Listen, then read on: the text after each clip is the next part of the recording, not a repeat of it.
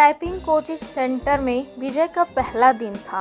वह अपनी सीट पर बैठा हुआ टाइप सीखने के लिए नियम वाली पुस्तिका पढ़ रहा था। तभी उसकी निगाहें अपने कैबिन के गेट की तरफ गई। कजरारे नैनों वाली एक सांवली लड़की उसकी कैबिन में आ रही थी। लड़की उसकी बगल वाली सीट पर आकर बैठ गई, टाइपराइटर को ठीक किया और टाइप करने का मशगूल हो गई। विजय का मन टाइप करने में नहीं लगा। वह किसी भी हालत में लड़की से बातें करना चाह रहा था। वह टाइपराइटर पर कागज लगाकर बैठ गया और लड़की को देखने लगा। लड़की की उंगलियां टाइपराइटर के कीबोर्ड पर ऐसे पड़ रही थी जैसे हारमोनियम बजा रही हो। क्या देख रहे हो? थोड़ी देर बाद लड़की गुस्से से बोली, आपको टाइप करते हुए देख रहा हूँ। यहाँ क्या करने आए हो? टाइप सीखने? ऐसे सीखोगे? लड़की के स्वर में तीखी बरकरार थी। मेरा आज पहला दिन है, इसलिए मेरी समझ में कुछ नहीं आ रहा है। आप टाइप कर रही थी तो मैं देखने लगा कि आपकी उंगलियां कैसे पड़ती हैं कीबोर्ड पर। आपको टाइप करते देखकर लगा मैं भी सीख जाऊंगा। यदि इसी तरह मुझे ही देखते रहे तो आपकी यह मनोकामना कभी पूरी नहीं होगी। लड़की फिर टाइप करने में जुट गई। विजय भी कीबोर्ड देखकर टाइप करने लगा। टाइप करने में उसका मन नहीं लग रहा था। वह बेचैन सी महसूस कर रहा था।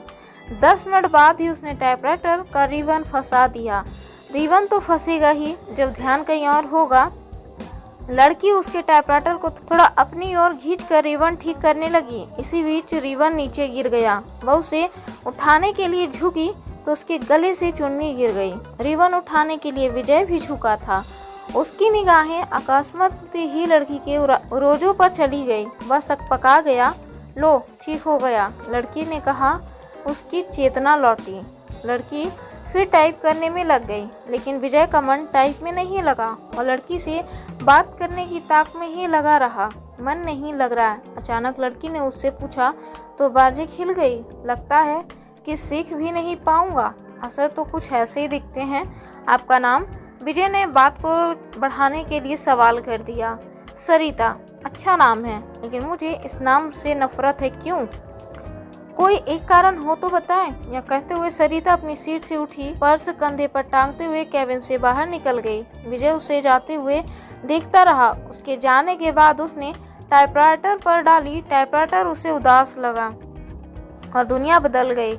इसी दिन से विजय हवा में उड़ने लगा, रातों को छत पर घूमने लगा, तारे गिनता और उनसे बातें करता, चांदनी रात में बैठकर कविताएं लिखता। गर्मी की धूप उसे गुनगुनी लगने लगी।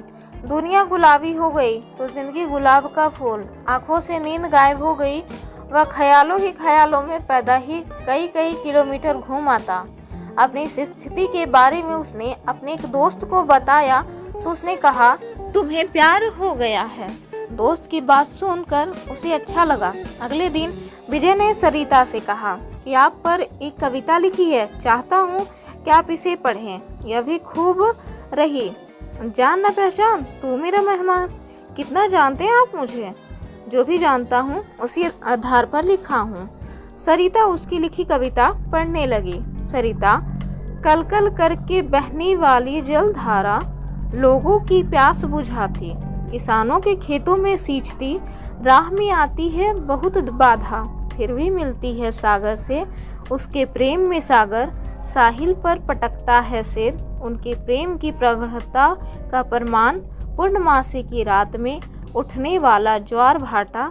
सरिता है तो सागर है।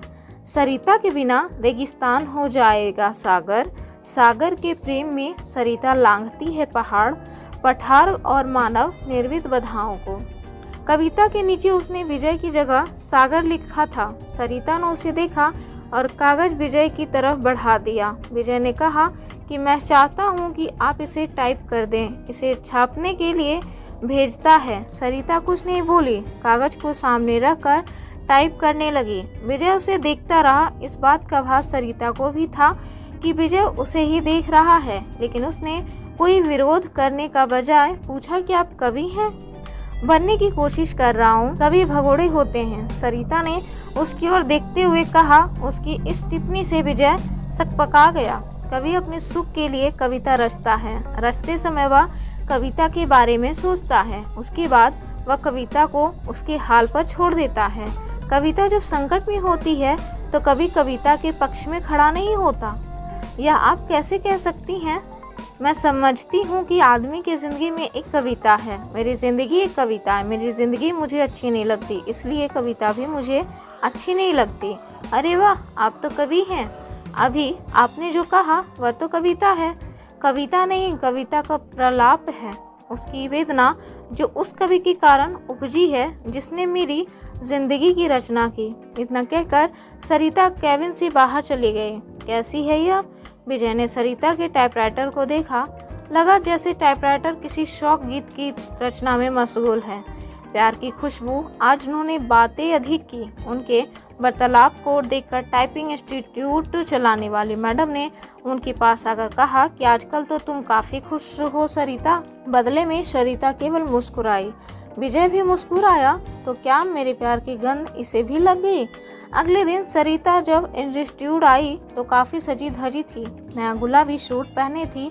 बालों का स्टाइल बदला हुआ था। विजय को सरिता का यह बदला रूप अच्छा लगा। वह अपनी भावनाओं को दबा नहीं पाया। बोला, काफ़ी सुंदर लग रही हो।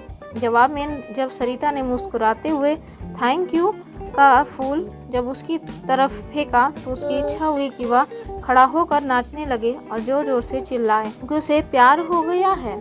ग्रह नक्षत्रों की चाल। आदमी जब निराश होता है या फिर लक्ष्य के प्रति उसकी स्थितियां साफ नहीं होती तो वह धर्म और ज्योतिष की शरण में चला जाता है। विजय की भी हालत कुछ ऐसी ही थी।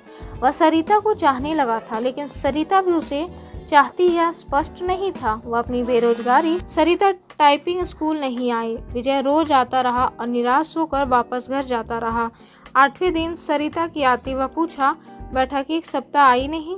जिंदगी में बहुत दिक्कतें हैं, कहते हुए सरिता अपनी सीट पर बैठ गई। क्या हो गया? मेरी बहन जो बीए कर रही है किसी लड़के के साथ चली गई। दोनों बिना शादी के ही एक साथ रह रहे हैं। ऐसा क्यों किया? उसका कहना है कि यदि वह ऐसा ना करती तो उसकी शादी ही नहीं हो पाती। मतलब हमारे घर की हालत। इतना कहकर सरिता चुप हो गई। मुझे नहीं लगता कि आपकी बहन ने गलत किया है। आज की युवा पीढ़ी विद्रोही हो गई है। वह परंपराओं को तोड़कर नई नैतिकता गढ़ रही है। समय के साथ सब ठीक हो जाएगा। पर माँ तो नहीं समझती। हाँ, उनके लिए समझना थोड़ा मुश्किल है, लेकिन आजकल सब चलता है। हमारा समाज बदल रहा है। बिना शादी के एक साथ रहना पश्चिमी परंपरा है, लेकिन अब ऐसा हमारे यहाँ भी होने लगा है। हाँ, बैठकर सपनों में राजकुमार का इंतजार करने से तो बेहतर ही है कि ना कि जो हाथ थाम ले उसके साथ चल दिया जाए। चाहे 4 दिन ही सही, जिंदगी में बाहर तो आ जाएगी। विजय को लगा कि कह दे कि फिर तुम मेरे साथ क्यों नहीं चलती, हम शादी कर लेते हैं, पर वह कह नहीं पाया। जानते हो, मेरी एक बहन 12वीं में पढ़ रही है। उसका भी एक लड़के से प्रेम चल रहा है। वह दोनों एक दूसरे से शादी करने को तैयार है। अगले साल बालिग होते ही शादी कर लेंगे। विजय के मन में आया कि कह दे कि अच्छा ही है, वह अपने आप बर खोज ले तो तुम्हें परेशानी नहीं होगी। वैसे भी 5,000 रुपये की नौकरी में तुम कौन सा राजकुमार उन्हें दे दोगी। अच्छा है कि वह अपने अपने प्रेमियों के साथ भाग जाए। बातों बातों में एक दिन सरिता ने उसे बताया था कि उसके पिता की मौत हो चुकी है और वह 3 बहन है। उसका कोई भाई नहीं है। बहनों में वही सबसे बड़ी है। वह एक ऑफिस में काम करती है और उसे 5,000 रुपये मासिक वेतन मिलता है। दूसरी जगह काम पाने के लिए टाइपिंग सीख रही है। विजय को अपने एक दोस्त के साथ घटी ऐसी ही घटना की याद आ गई। उसके दोस्त की एक बहन अपनी बड़ी बहन के अधेड़ से विवाह देने के बाद प्रेमी के साथ भाग गई। इसके बाद उसका दोस्त गुस्से में उबल रहा था। तब विजय ने कहा था कि शांत रहो यार, वो दोनों जहाँ हो कुशल से रहें। उसने जो किया अच्छा ही किया। तुम कौन सा उसे राजकुमार से ब्याह देते? आखिरकार जिंदगी उसकी है, जीना उसे है, इसलिए निर्णय भी उसे ही लेना चाहिए। दोस्त के बड़े भाई ने भी विजय की बात समर्थन किया था, लेकिन थोड़ा दार्शनिक अंदाज में कहा था कि होने को यही मंजूर था। मैं भी सोचती हूँ कि एक बहन ने जो किया ठीक ही है, दूसरी जो करेगी वह भी अच्छा ही है। जीवन यदि संघर्ष है तो करो। प्रेमी से पति बना व्यक्ति भी धोखा दे सकता है, जीवन नर्क बना सकता है, और माता पिता का खोजा राजकुमार भी यही करता है। लेकिन माँ नहीं मानती, सोचती बहुत है और तबीयत खराब कर लेती है। पुराने ज़माने की है ना। हद तो यह हो गई कि वह मुझसे कहने लगी कि तू भी किसी के साथ भाग जा।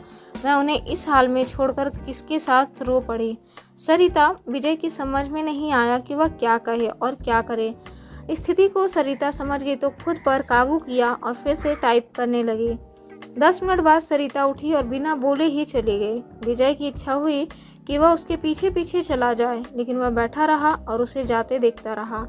मूसलाधार बारिश में बिजली का गिरना, आसमान में काले बादल घिर आए थे। इस कारण परिवेश में अंधेरा पसर गया। रह रहकर आसमान में बिजली चमकती और बादल गरजते। ऐसे मौसम में भी विजय टाइपिंग स्कूल जाने के लिए तैयार था। वह सरिता से मिलना चाहता था। जब घर से निकला तो बूंदाबांदी शुरू हो चुकी थी। फिर भी वह तेज कदमों से टाइपिंग स्कूल की तरफ बढ़ने लगा। कुछ ही दूर गया होगा कि बारिश तेज हो गई। सड़क पर चल रहे लोग भागकर किसी छांव में खड़े हो गए, पर वह अपनी मस्ती में भीगता हुआ चलता रहा। इंस्टीट्यूट पहुंचकर उसे पता चला कि सरिता नहीं आई। इतनी बारिश में आने की क्या ज़रूरत थी? मैडम ने विजय से कहा, आप नहीं समझेंगी, सब समझती हूँ, लेकिन अब सरिता यहाँ कभी नहीं आएगी। क्यों, आपको कैसे पता? उसका फ़ोन आया था, उसने कहा कि यदि आप आओ तो बता दूँ। वही कभी नहीं आएगी। विजय की आवाज़ किसी कुएं में से आती लगी। विजय टाइपिंग स्कूल से बाहर आया। बाहर मूसलाधार बारिश हो रही थी।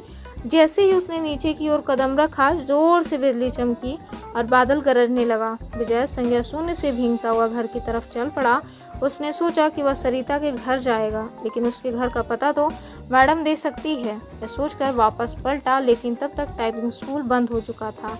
भीगते हुए घर पहुंचा, तब तक उसका शरीर बुखार से तपने लगा। लगभग 15 दिन वह चारपाई पर पड़ा रहा। जब कुछ ठीक हुआ तो 20वें दिन टाइपिंग स्कूल पहुंचा, मैडम नहीं मिली। यह सिलसिला 15 दिनों तक चला। 16वें दिन उसे मैडम मिली। उसे देखते ही बोल पड़ी कि काफ़ी कमज़ोर हो गए हो।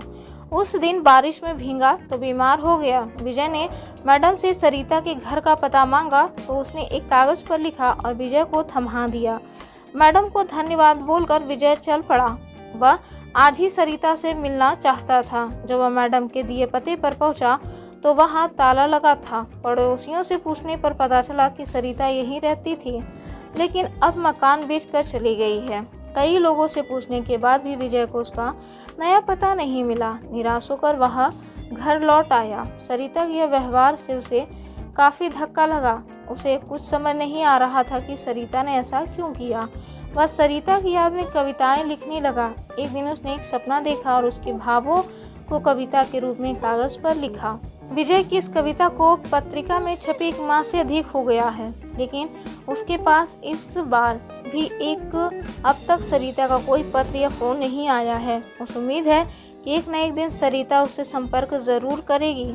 जब से वह कविता प्रकाशित हुई है, तब से वह फ़ोन की प्रत्येक घंटी पर चौंक जाता है। यही नहीं, हर रोज़ पोस्टमैन का बेसब्री से इंतज़ार करता है और अब उसके आने का समय ख़त्म हो जाता है तो वह उदासी के समुद्र में डूब